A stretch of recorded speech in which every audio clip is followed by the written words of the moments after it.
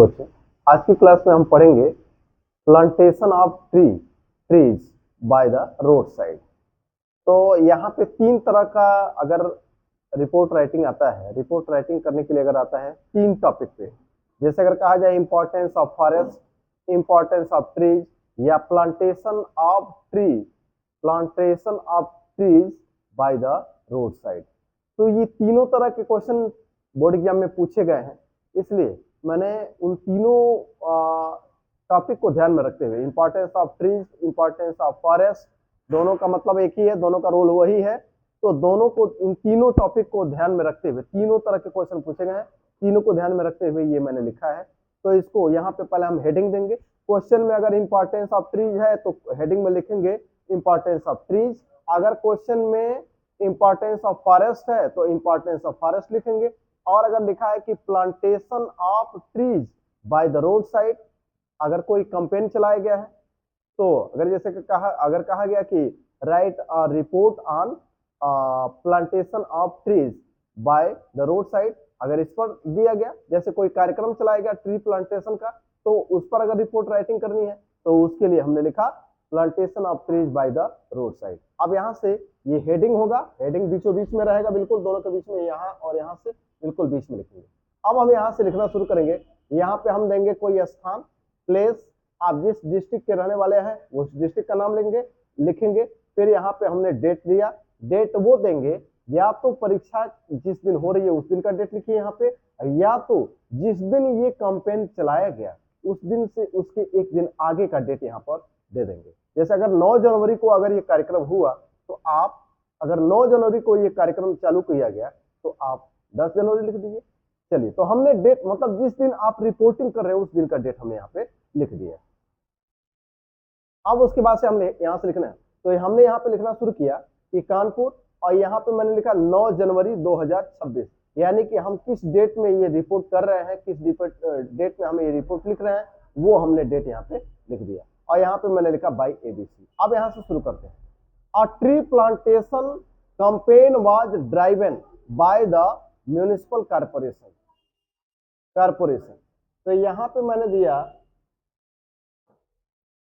Tree plantation campaign. Campaign मतलब देखिए, campaign मतलब प्रचार भी होता है, कैंपेन मतलब अभियान भी होता है, अभियान मतलब कार्यक्रम, ठीक है। तो अभियान, तो कहने का मतलब कि अब अ ट्री प्लांटेशन कैंपेन, तो एक वृक्षारोपण कैंपेन मतलब अभियान। A tree plantation campaign was driven by the municipal corporation, यानी कि एक वृक्षारोपण अभियान ड्राइवन चलाया गया बाय द म्युनिसिपल कॉर्पोरेशन, मतलब नगर पालिका निगम के द्वारा चलाया गया, ठीक है। अब आगे म्युनिसिपल कॉर्पोरेशन, ये एक संस्था होती है, आपको भी पता होगा कि म्युनिसिपल कॉर्पोरेशन क्या है, जैसे नगर पालिका है यही म्युनिसिपल कॉर्पोरेशन है। फिर आगे बढ़ेंगे तो इसमें क्या क्या हुआ वो हम लिखेंगे।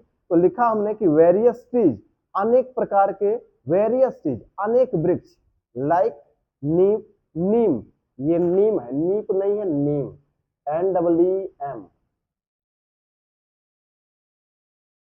NEEM, तो like neem, peepal, banyan, mango and other trees, यानी कि वेरियस ट्रीज अनेक वृक्ष जैसे neem, peepal, banyan, mango and other trees were planted, मतलब ये लगाए गए। कहाँ लगाए गए?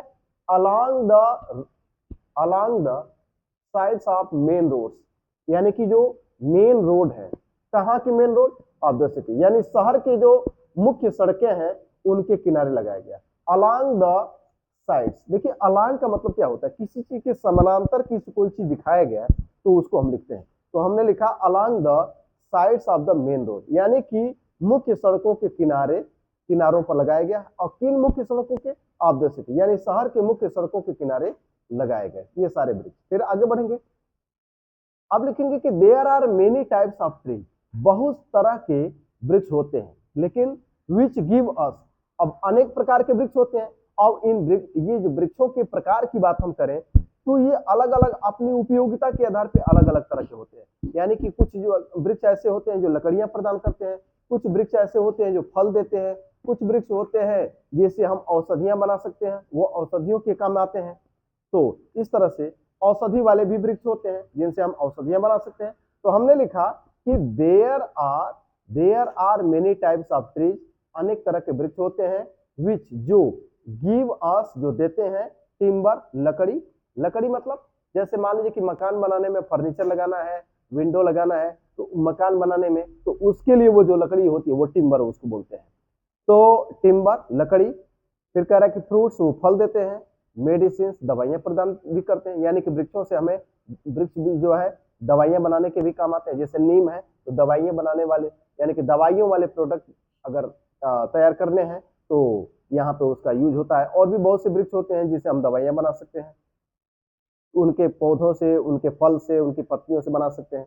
तो वही हमने लिखा कि there are many types of trees, अनेक तरह के वृक्ष होते हैं, विच गिव अस टिम्बर जो हमें लकड़ी देते हैं, फ्रूट्स हमें फल देते हैं, मेडिसिन दवाइयां प्रदान करते हैं। फिर ट्रीज एंड फॉरेस्ट, अब देखिए ट्रीज और फॉरेस्ट दोनों का रोल लगभग एक ही है, तो ट्रीज पर आए चाहे फॉरेस्ट पर आए, दोनों पर आपको एक ही चीज लिखना है। फिर आगे लिखेंगे trees and forest observe, trees और फॉरेस्ट क्या करते हैं, ऑब्जर्व करते हैं, अवशोषित करते हैं, मतलब सोखते हैं, ग्रहण करते हैं।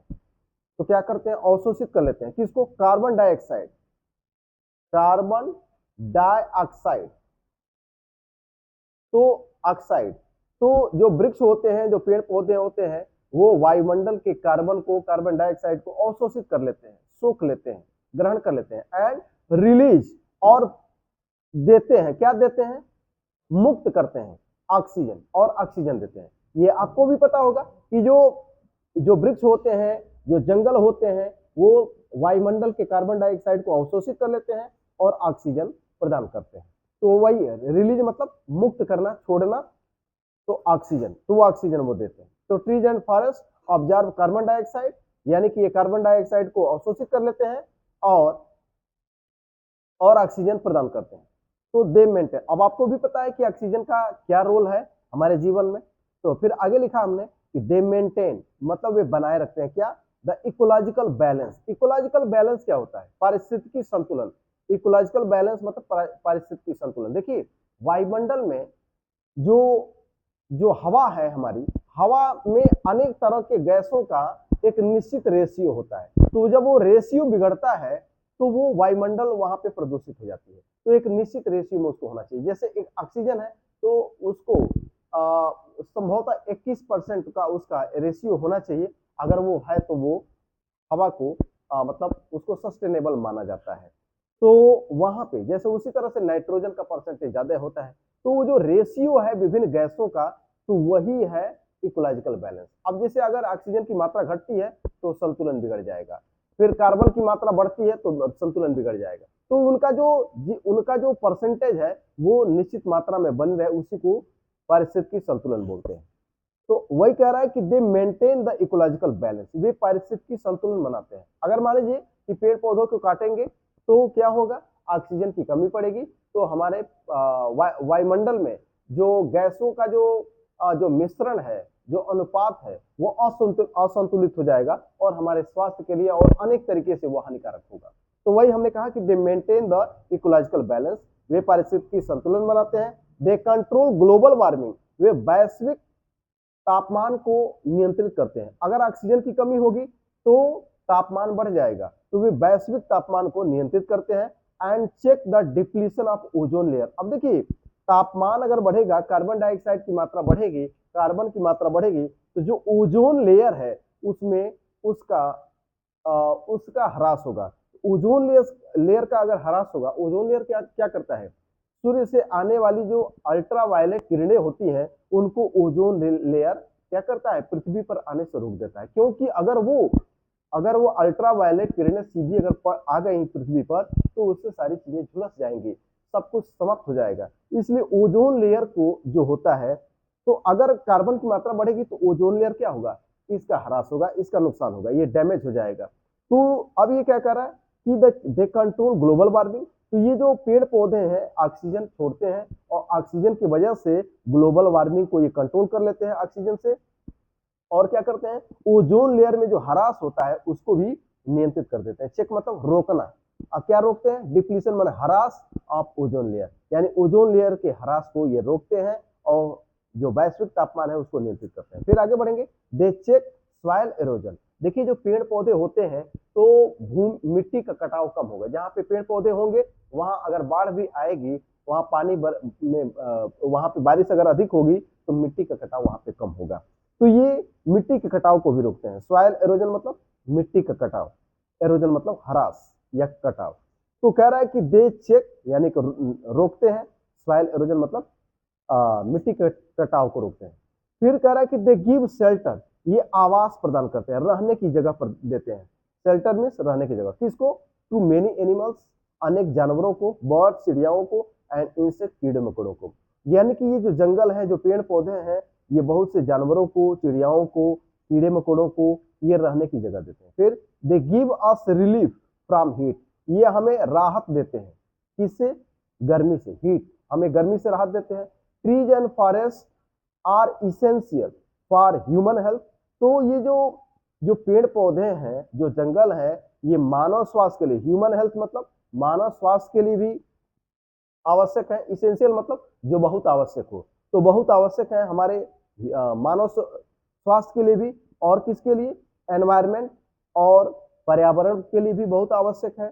एंड पर्यावरण मतलब वही अभी हमने समझाया कि अगर ऑक्सीजन की कमी हो जाए, पेड़ पौधे नहीं रहेंगे तो ऑक्सीजन की कमी होगी, ऑक्सीजन की कमी होगी तो हवा जो होगी वो रहने योग्य नहीं रह जाएगी। तो वही कह रहा कि ये ह्यूमन हेल्थ को के लिए, पर्यावरण के लिए, एंड इकोनॉमी। देखिए पेड़ पौधे जो होते हैं इससे आपको आमदनी भी होती है।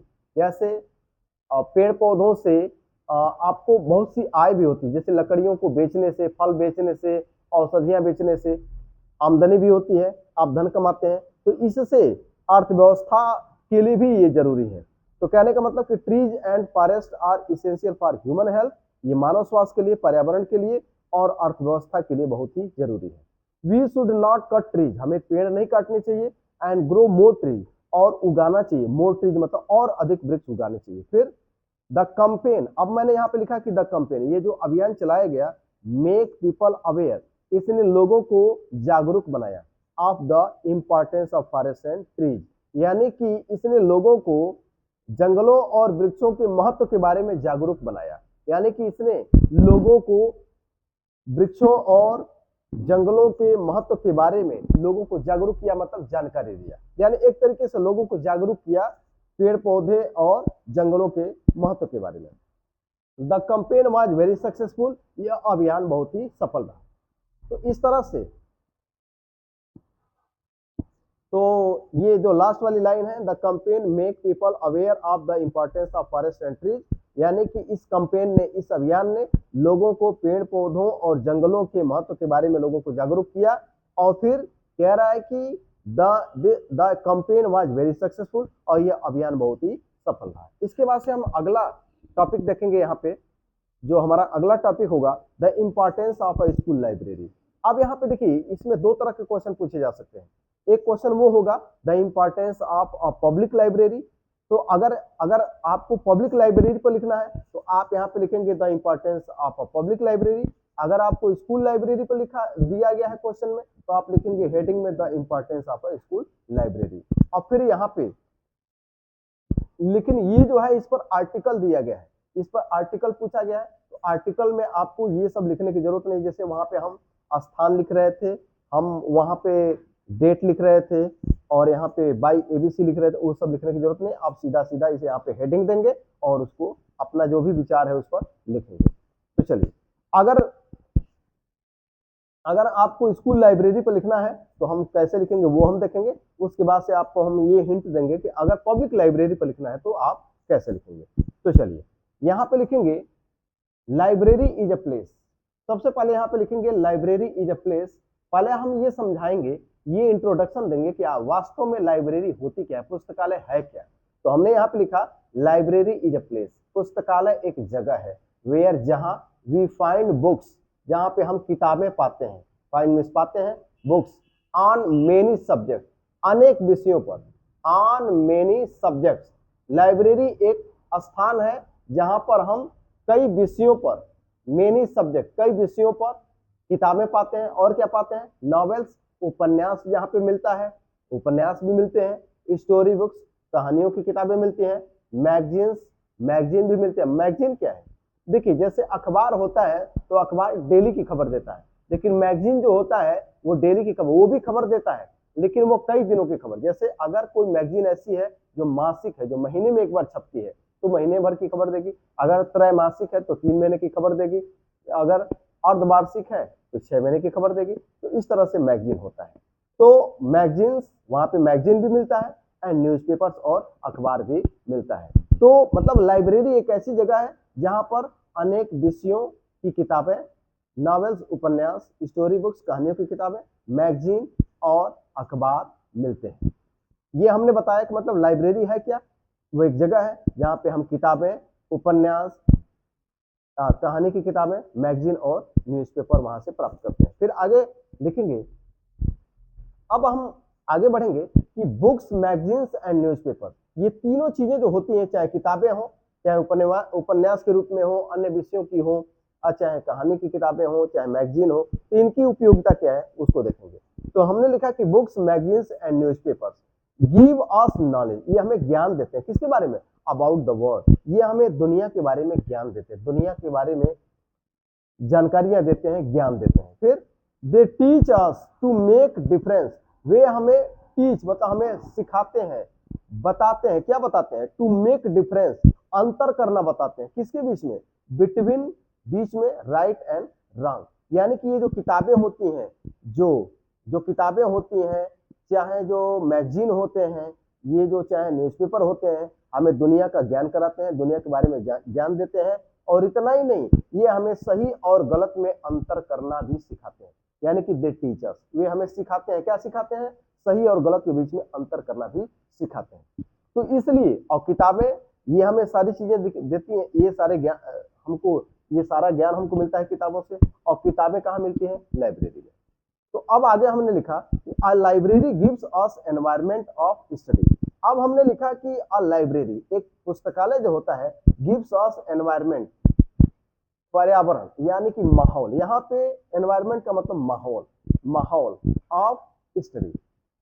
यानी कि एक लाइब्रेरी जो होता है ना, एक पुस्तकालय जो होता है, हमें क्या देता है, अध्ययन का परिवेश देता है, अध्ययन का माहौल देता है। जैसे लाइब्रेरी में अगर 10 बच्चे हैं, अगर सारे बच्चे पढ़ रहे हैं, तो आप जाएंगे तो आपके अंदर भी पढ़ने की प्रेरणा जग जाएगी, आप भी पढ़ने के लिए एनकरेज हो जाएंगे। तो यही है पढ़ाई का माहौल। तो वही हमने लिखा कि a library gives us environment of study. एक लाइब्रेरी जो है हमें अध्ययन का माहौल देता है, अध्ययन का परिवेश देता है। फिर आगे हमने लिखा अ लाइब्रेरी शुड है। अब यहाँ पे हम लिखेंगे, अब हमने लिखा कि अ लाइब्रेरी शुड हैव। अब आगे बढ़ते हैं कि लाइब्रेरी में होना क्या चाहिए। A library should have a good building. एक लाइब्रेरी में क्या होना चाहिए, एक पुस्तकालय की अच्छी बिल्डिंग होनी चाहिए, ताकि पर्याप्त जगह हो बच्चों के बैठने के लिए। फर्नीचर, फर्नीचर वही जैसे मान लीजिए कि वहां पे टेबल है, चेयर है, और भी चीजें हैं, अलमारियां हैं किताबें रखने के लिए, ये सारी चीजें हैं। तो वहां पे क्या होना चाहिए, लाइब्रेरी में एक अच्छी बिल्डिंग होनी चाहिए लाइब्रेरी के पास, यानी कि लाइब्रेरी की जो बिल्डिंग हो वो एक अच्छी बिल्डिंग हो। फर्नीचर हो, वहां पे बैठने की जगह हो। कपबोर्ड्स हो, कपबोर्ड्स चाहिए, अलमारियां चाहिए किताबें रखने के लिए। टू कीप बुक्स, किताबें रखने के लिए अलमारियां होनी चाहिए। तो ये होना चाहिए लाइब्रेरी में। फिर इट शुड हैव स्पेस। फिर लाइब्रेरी में जगह होना चाहिए, स्पेस मतलब जगह, जगह होने से किस बात के लिए, सो दैट स्टूडेंट्स में सीट, ताकि बच्चे बैठ सकें एंड स्टडी देयर, और वहां पढ़ सकें। यानी कि लाइब्रेरी में पर्याप्त जगह होनी चाहिए, ताकि, सो दैट मीन्स ताकि, इसके बाद, सो दैट के बाद से जो जो हम सेंटेंस लिखते हैं उसमें मे या माइट का प्रयोग होता है।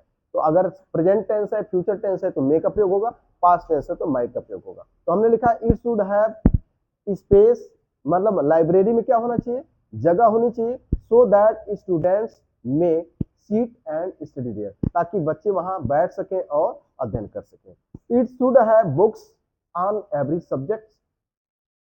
अच्छा, लाइब्रेरी में क्या होनी चाहिए, हर विषय पर किताबें होनी चाहिए, हर विषय की किताबें होनी चाहिए लाइब्रेरी में। और क्या होना चाहिए, इन सफिशियंट नंबर, पर्याप्त संख्या में, सफिशियंट मीन्स पर्याप्त, नंबर्स मीन्स संख्या, यानी कि पर्याप्त संख्या में हर विषय की किताबें होनी चाहिए, यानी कि पुस्तकालय में पर्याप्त संख्या में हर विषय की किताबें होनी चाहिए।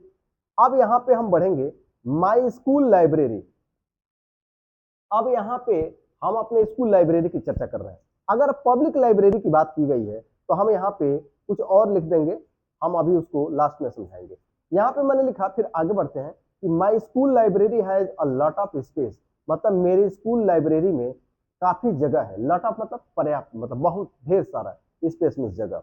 And a good collection of books, collection मतलब गुड कलेक्शन, मतलब गुड कलेक्शन मतलब कि मतलब एक तरीके से कलेक्शन का मतलब भंडार। तो कह रहा है कि हमारे लाइब्रेरी में क्या है, पर्याप्त जगह है और किताबों का ऑन एवरी सब्जेक्ट, हर विषय की किताबों का अच्छा भंडार है, यानी कि पर्याप्त संख्या में किताबें मौजूद है। तो हमने लिखा कि my school library has a lot of space and a good collection of books on every subject, यानी कि हमारे स्कूल लाइब्रेरी में पर्याप्त जगह है, ढेर सारी जगह है और हर विषय की किताबों का अच्छा भंडार है। फिर आगे हमने लिखा कि we get books, magazines and newspapers and study there, हम वहां से किताबें प्राप्त करते हैं, मैगजीन प्राप्त करते हैं, न्यूज़पेपर प्राप्त करते हैं एंड स्टडी देयर, और वहां अध्ययन करते हैं। There are many poor students, अब यहाँ पे लिखेंगे, अब इसकी और ज्यादा जरूरत, अच्छा कोई बहुत से बच्चे हैं जो गरीब हैं तो वो मार्केट से किताबें नहीं खरीद सकते, तो उनके लिए थोड़ा सा हम इसका इंपॉर्टेंस समझाएंगे, यहाँ पे बताएंगे कि उनके लिए ये कितना और महत्वपूर्ण है। जैसे हमने लिखा कि we get books, magazines and newspapers and study there, हम जो है वहां क्या करते हैं, हम वहां से किताबें प्राप्त करते हैं, मैगजीन प्राप्त करते हैं, न्यूज़पेपर प्राप्त करते हैं और वहां पढ़ते हैं। फिर आगे हमने लिखा कि there are many poor student, बहुत से गरीब विद्यार्थी हैं, who can not buy books from the market, जो मार्केट से किताबें नहीं खरीद सकते। बहुत से ऐसे विद्यार्थी हैं जो मार्केट से किताबें नहीं खरीद सकते। The school library issues book for their study, जो स्कूल लाइब्रेरी है उनके लिए किताबें जारी करता है। जारी करता है मतलब देता है, इशू मतलब जारी करना, जारी करना मीन्स देना। तो हमने लिखा कि the school library issues books for their study, तो जो स्कूल लाइब्रेरी है उनके लिए क्या करता है, किताबें देता है। फिर आगे बढ़ेंगे, 10 अ school library is very useful for study, इस प्रकार एक स्कूल लाइब्रेरी जो है अध्ययन के लिए बहुत ही उपयोगी है। अब यहाँ पे आते हैं कि अगर आपको लिखना है पब्लिक लाइब्रेरी पर, तो पब्लिक लाइब्रेरी पर लिखना है तो आप यहाँ से, यहीं से आप जहां माई स्कूल लिखे हैं यहीं से हम थोड़ा सा चेंज करेंगे, लिखेंगे कि there is a public library, यही जो बॉक्स में मैंने लिखा है, बॉक्स में यही चीज हम यहाँ पे लिखेंगे। माई स्कूल लाइब्रेरी की जगह पे हम यहाँ पे इसके पहले यहाँ पे हम लिख देंगे, इसके पहले यानी कि माई स्कूल लाइब्रेरी के पहले हम लिखेंगे there is a public library in my city, और अपने सिटी का नाम यहाँ पे कामा देकर के लिख देंगे। अगर देवरिया, गोरखपुर, आगरा, कानपुर, जो भी लिखना है यहाँ पे लिख देंगे कि there is a public library in my city, और सिटी का नाम यहाँ पे मैंने दे दिया देवरिया, गोरखपुर, कानपुर, जो भी देना है दे सकते हैं। फिर आगे लिखा हमने कि it's name is city public library, इसका नाम है सिटी पब्लिक लाइब्रेरी, इसका नाम सिटी पब्लिक लाइब्रेरी है। और फिर उसके बाद से ये सारी चीजें जो यहाँ पे है वो सारी चीजें हम लिख देंगे। बस अंतर क्या है कि यहाँ पे जैसे लिखा है कि माई स्कूल लाइब्रेरी, जहां लिखा है तो आप लिखेंगे सिर्फ सीधा सीधा लिख देंगे द लाइब्रेरी, सीधा सीधा लिख देंगे the library, my school library की जगह पे द लाइब्रेरी लिख देंगे। इसके बाद जहां जहां भी आएगा बाकी सारी चीजें वही लिखना है। और फिर इस तरह से हमको अगर इंपॉर्टेंस ऑफ स्कूल लाइब्रेरी पर आता है तो भी वही चीजें लिखनी है, और अगर इंपॉर्टेंस ऑफ पब्लिक लाइब्रेरी पर आता है तो भी हमको वही लिखना है। तो इस तरह से इस क्लास में हमने दो एक ये रिपोर्ट हमने कवर किया, plantation of trees by the road side, या इंपॉर्टेंस ऑफ ट्री या इंपॉर्टेंस ऑफ फॉरेस्ट, उसको हमने कवर किया। और फिर हमने आर्टिकल कवर किया the importance of school library. तो आज की क्लास में इतना ही, धन्यवाद।